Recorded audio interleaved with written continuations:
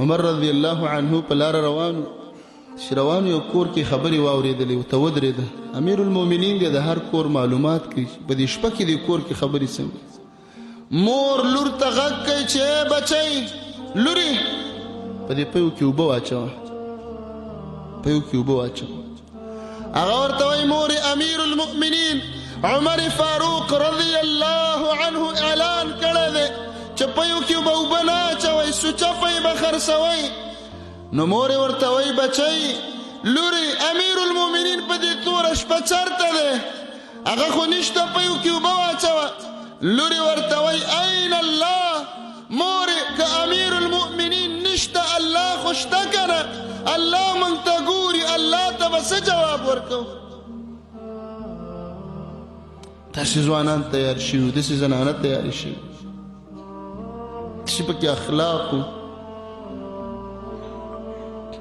عبدالله ابن عمر رضی الله عنهما فرمایي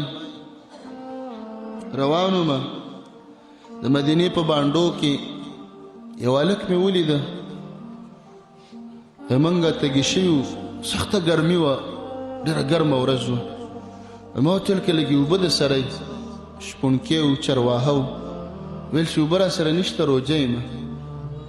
وایي زه حیران شوم چې دې غرونو کې منډې را منډې مزل او دې ګرمۍ او دا څاروي ساتل او دې کې دا روژه دی. وایي ما ورته ویل چې پی م پکار دی لږ پی د دې څاروو نه راکړه پی والا څاروی پکې نشته. وایي شته. وایي ما ورته ویل لږ پی راکړه. وایي نه ما ته اجازت نشته د مالک د طرفه. وایي ما ورته ویل پیسې والا را باندې را خرڅه کړه. وایي اجازت نشته. وایي ما ورته ویل پیسې والا او څاروی را خرڅ کړه او مالک چې راغی ورته ووایه چې لیوه یا شرمخ راغی ویې خوړه پیسې به جیب کې واچې تا نه څوک تپوس کوي.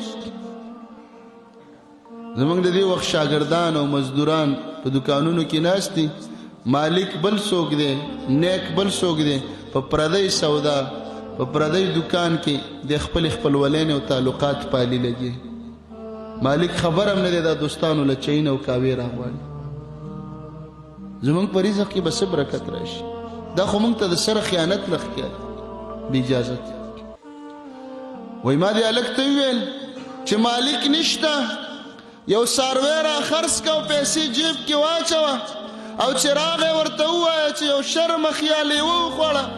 وایي دا هلک رانه روان شه او راته ویې ویلې این الله الله سره به څه کوو مالک خو به دوکه کم وبې مني خو الله ولیدلم دروغ مې وویلې رانه روان شه.